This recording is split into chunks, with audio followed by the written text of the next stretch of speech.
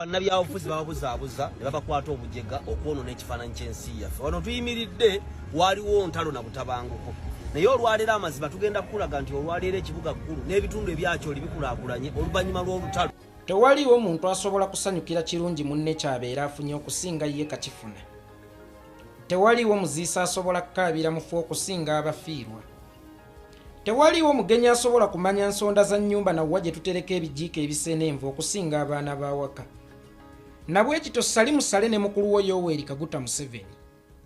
Mwe muba muwulira nga mukubagizza abantu b'Eggulu era nga mubeera bizze ebyo bye mwabayisaamu nga mukulaakulanyizza ekitundu kyabwe. Tekibeetaagisanga kubuusa abantu kaluma nga mubajja e Buganda okujja Eggulu okulaga ensi ebirungi bye mukoledde ekitundu ekyo ng'ate n'abakyoli baazaala. Tewaliwo omwogezi wa MTN abeera ng'akolera mu Airtel. Omwogezi wa MTN alina kubeera ng'akolera mu MTN. Era tewaliyo omwogezi wa gavumenti ya nsi emu ate ng'ava mu nsi ndala. Omwogezi wa gavumenti y'ensi alina kuba ng'ava mu nsi eyo. Okuba lwe kiri nti bino mubizimbye Eggulu, ng'abakyoli baaliwo okuva mu ntandikwa nga mubizimba. Era nga bakimanyi nti ekigendererwa ky'okubizimba kyakulaakulanya bo. Tewali asobola kubitembeeta bulungi okusinga bo. Kubanga tewali amanyi miganyulo gyabyo okusinga bo. Bwe muba nga mwabizimba nga birina kukulaakulanya bo, nabo balina emimwa basobola okubyogerera. Bwe muba mwabizimba nga birina gatta ku bo, nabo balina amaaso basobola okubyogerera. Omugenyi obugenyi azze ekiro n'aba nga yalina okukuuta akadingidi k'ebirungi by'okoze bye yakalaba okusinga abaabiraba ng'osima n'omusingi gwabyo. Omusajja singa afa ne bamupangisiza abakaabi oyo abeera mufu mubi. Agambye atya? Omufu gwe bapangisiza abakaabi abeera mufu mubi. Kubanga omufu eyazaala tekyetaagisa kupangisa bakaabi ng'ate already ayina abaana be. Era bw'oligendanga ku mufu nga bapangisizza abakaabi singa oliba ofunye omukisa ogumutegeera nti bano abakaabi bapangise, lw'olimanya nti wazze kuziika muntu mukyamu olaba batuuse n'okumupangisiza abakaabi. Abantu b'Eggulu be basobola okutembeeta ebintu ebyo si bantu bava mu Buganda. Abantu ba Northern Uganda be basobola okulaga ensi ebintu ebyo kubanga be basinga okubitegeera n'emiganyulo gyabyo. Ne bano abapangise b'otadde mu bbaasi oba transport, b'oyiridde amafuta mu bussewajjuba waabwe, ng'olina okubawa woteeri we basula, olina okubawa emmere, olina okubawa amafuta agabazzaayo, kyokka ng'ate olina okubasasula, naye nga b'oli mu kukulaakulanya weebali awo bakiggala. Bakasiru tebasobola kwogera, bamuzibe nti by'okoze tebasobola kubiraba. Omusajja azaala abaana bana bokka, Bwoya, omujja na nnyina, omunyage ne gwe bayita Njoka. Bwoya ye mwana wa muganda we, omujja na nnyina kyeyogerera. Omunyage ogwo gubeera mukago nti abaana ba Edi Mutwe bakulidde wange n'abange bakulidde wa Edi Mutwe, era abaana ba Edi Mutwe tebawasa wange n'abange tebafumbirwa wa Edi Mutwe. Njoka ye mwana ow'omuntu mbwe owuwo ddala, naye mu baana abo bemmenye nga kinneetaagisa okunnyonnyola ono yaani.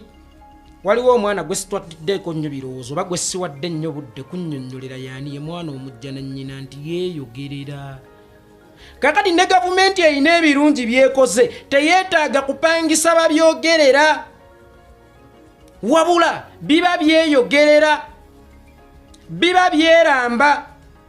Omusajja omugagga ayambala nnagalale kuba talina wakukakasa nti alina ssente. Omusajja atalina kyali nga fakinga life nga bba wa Fifi the Queen be babasala buccano o, abeekuba bukalufuuwa, abeenyiriza, kubanga balina gwe baagala okulaga nti bagagga. Waliwo enjawulo wakati w'okwegaggasa n'okubeera omugagga. Kakati gavumenti yammwe eno ndaba yeegaggasa bwegaggasa naye ng'ate singagga. Kyova olaba byekoze kigyetaagisa okupangisa abantu ababyogerera ate abatava mu kitundu weebikoledde. nga ne mu kitundu ekyo waliwo abazaala. Gavumenti ennungi teranga byekoze wabula byekoze bibeera byeranga. Yensonga lwaki munnayuganda avaawo n'agenda e Dubai n'akomawo n'anyumya Burj Khalifa n'omulala ne yeegomba okugenda agisuleko. Kitegeeza ekirungi gavumenti kyeba yateeka ewantu kibeera kyeyogerera, kibanga luyimba olulungi. Oluyimba olulungi lusobola okwetambuza, tebalutambuza. Yensonga lwaki waliwo eyafulumya oluyimba n'ayita ne press conference ng'alufulumya n'asasula bannamawulire n'asasula babbuloga n'ateekamu ssente nkumulitu, naye wallahi naye yennyini talumanyi era tasobola duyimba n'alumalako. N'abaana be bennyini tebalutegeera, so nga ate alina ennyimba ze yasooka okukola ezitali simanya sakamufulensi ne zitambula era nga zeetambuza zokka lwa nsonga zaali nnungi. Ekirungi tebakyogerera. Era omusajja awasizza omukazi omubi yoyo gw'osanga nga bw'aba amwanjula mu banne akookerako nti omulabira awo nno looya mulamba.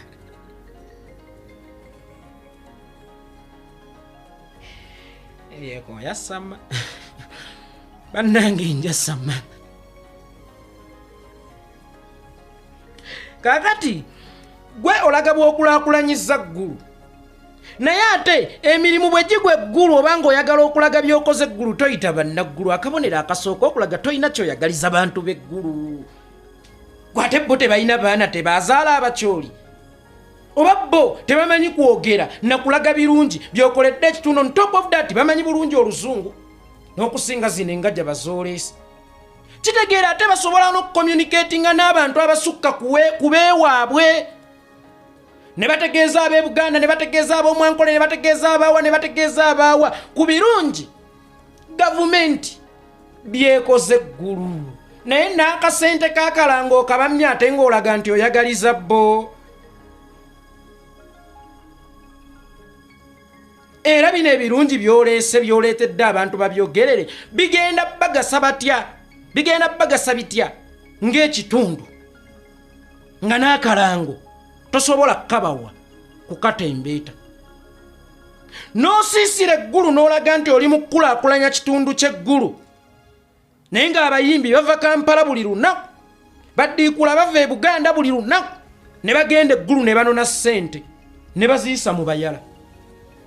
Nkubiriza abantu b'Engulu, nkubiriza abantu b'Omumambuka, omuyimbi gwe muddamu okulaba mu kitundu kyammwe mu mukube guyo Ndeese Kanso Nalukoola nja kuguwoza